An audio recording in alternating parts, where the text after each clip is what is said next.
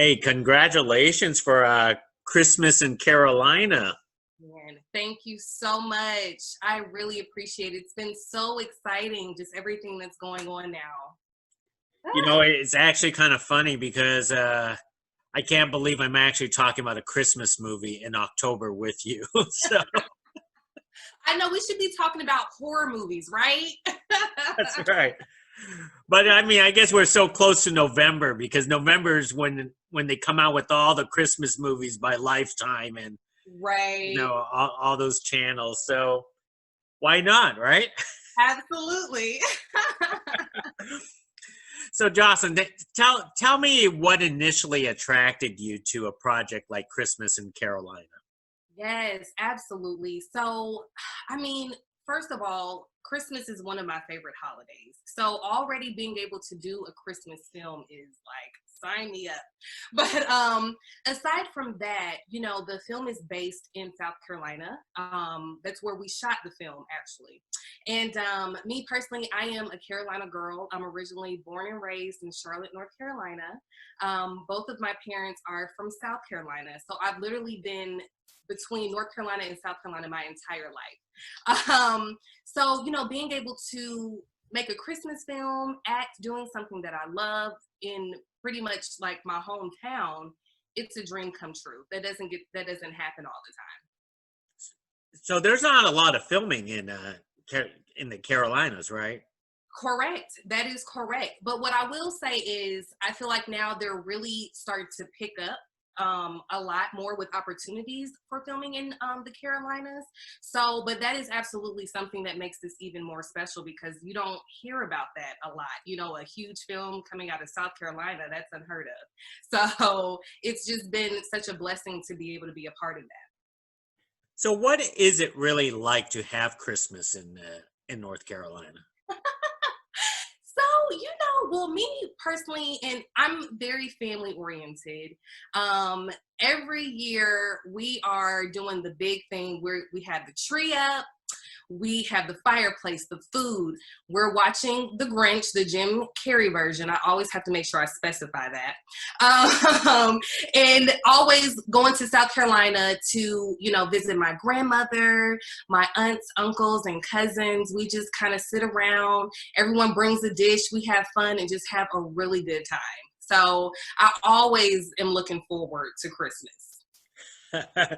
Well, crossing our fingers that we could still do that this year. No, we're in very different times. So we will absolutely have to make the best of it. Absolutely.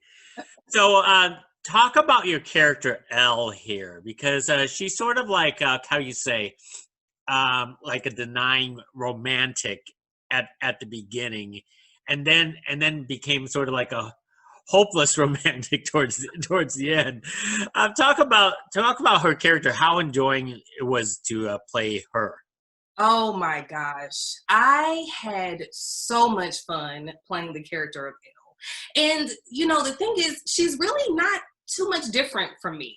One thing I love how you said how, like, in the beginning of the movie, she doesn't seem too optimistic, but towards the end, she becomes like a hopeless romantic. And I feel like she's always been that. Love is something that she absolutely wants, but she just doesn't have the best outlook on it.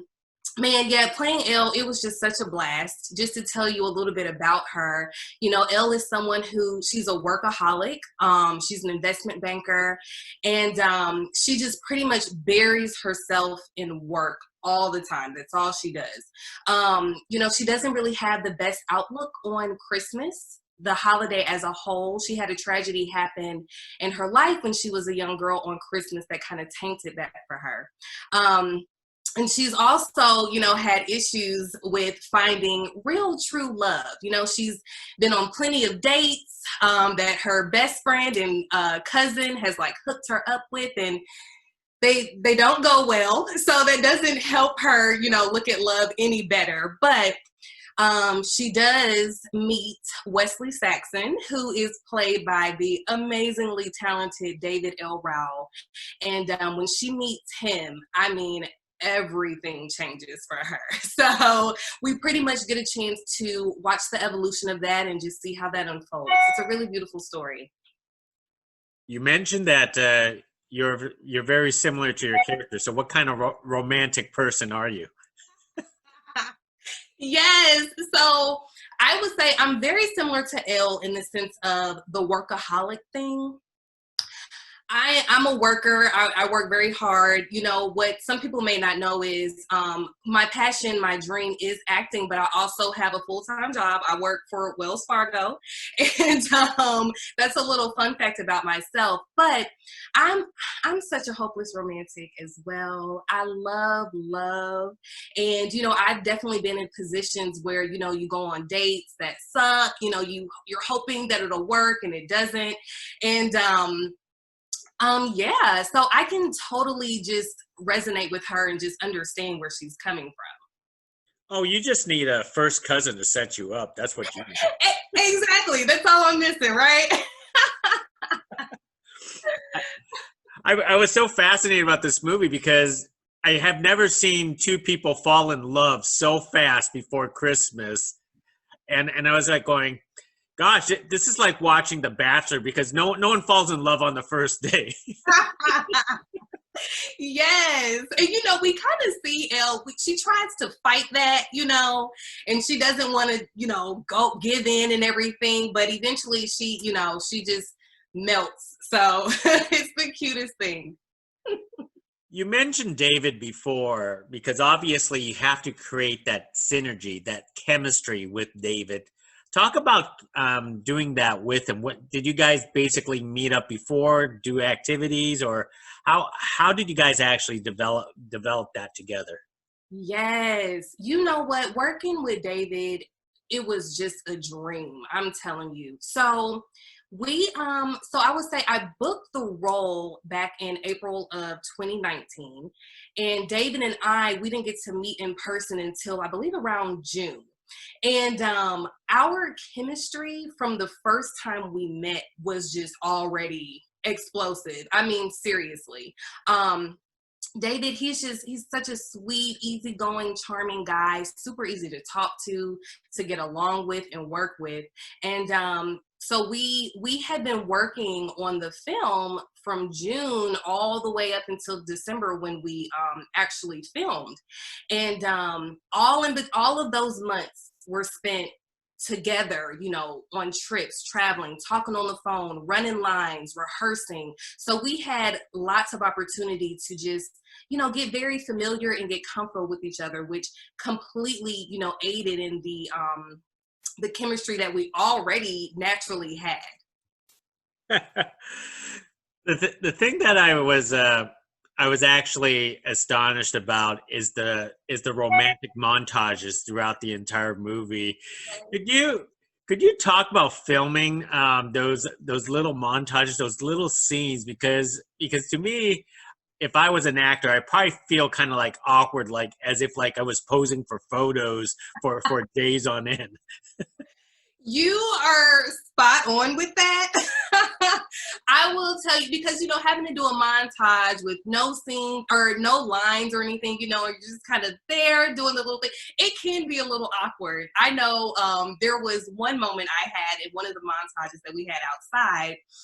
I didn't even realize that our camera guys, who our production company, the Fisher Brothers, shout out to them, they are awesome. I didn't even realize that they were filming. It was just so natural. It was just us like in our natural, you know, thing, doing our thing out there. And you know, I know a couple times I caught myself like looking in the camera, and I'm like, crap. That's not, that's not what I need to be doing right now. So yes, montages, they can be a little funny, but it definitely was still a great experience. That is awesome. Well, one of the things that you know they're going to promote on this film is the fact that Kelly and Darius is in the film from, you know, everyone knew them from Family Matters. How was it like working with them?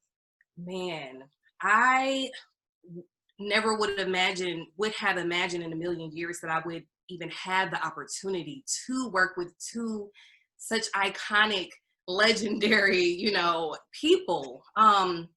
Kelly and Darius, well, first let me say the chemistry that you see on Family Matters with the two of them, that is real.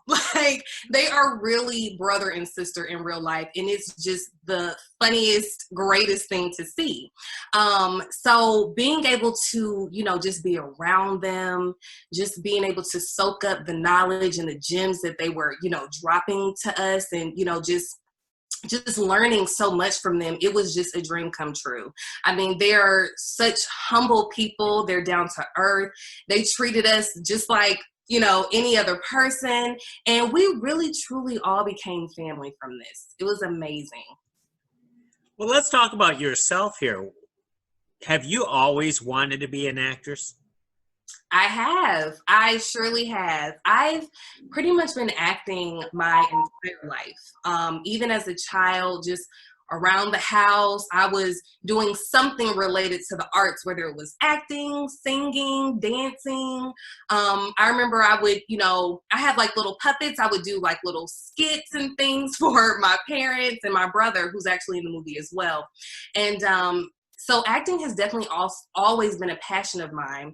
I do know that in high school, I took theater class, and that class was the thing that was the catalyst of, me realizing, hey, this is something that I really enjoy doing. I can make a career out of it.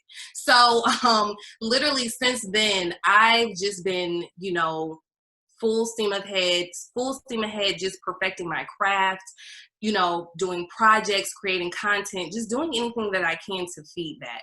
But acting in the arts have always been a passion of I known a couple of people who relocated to Atlanta to pursue acting. How has that journey been for mine. you? Yes. So I did relocate to Atlanta to pursue my career because, like we were talking about previously, the opportunities in North Carolina versus opportunities in Georgia, I mean, it's totally different. And I had just reached a place in my life where I was just like, I want more. I need more. I want more. So moving to Atlanta was probably the best thing that I could have ever done. I mean, when I got down here, I hit the ground running. The opportunities have just been endless. And so I definitely suggest, if you will, any aspiring artist, who is interested in acting, Atlanta is absolutely a place that you should be. Do you have a wish list of roles that you would love to play? Yes, I do. So I really, really would love to be able to play in a timepiece. I love the idea of being able to portray and tell stories of the African American culture. I think that's important. We have lots of stories that need to be told. I would also love to be able to play a Marvel superhero type of character, the one where I can do all the combat and fight and do the guns and everything, something action related, that would be awesome. Wow. You know what? Dreams are real. So Oh, I think you might be. Oh, there you go. You were frozen for a second. You're back now. okay. Well, let me wrap it up with one more thing because obviously we are talking via Zoom right now, and times are precarious and unpredictable. But how are you staying sane and creative during times like this? That is a beautiful question because, it's not easy to with the current state of just everything that's going on, not being able to really do things like we used to, pre-COVID.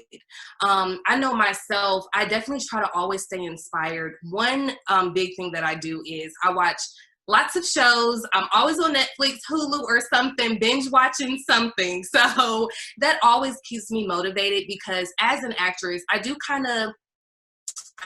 sometimes kind of watch shows differently, just in the sense of studying them versus, just watching for pleasure. So being able to do that, doing my research, doing homework, pretty much anything that I can think of to just keep my creative juices flowing and keep that anticipation going, I'm doing it. That's an excellent answer. Well, hey, Jocelyn, hey, thank you very much for speaking with me, and I look forward to speaking with you in the future again on your next project.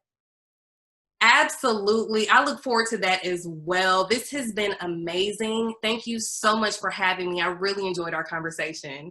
Thank you. Next time. Bye now. Absolutely. See ya.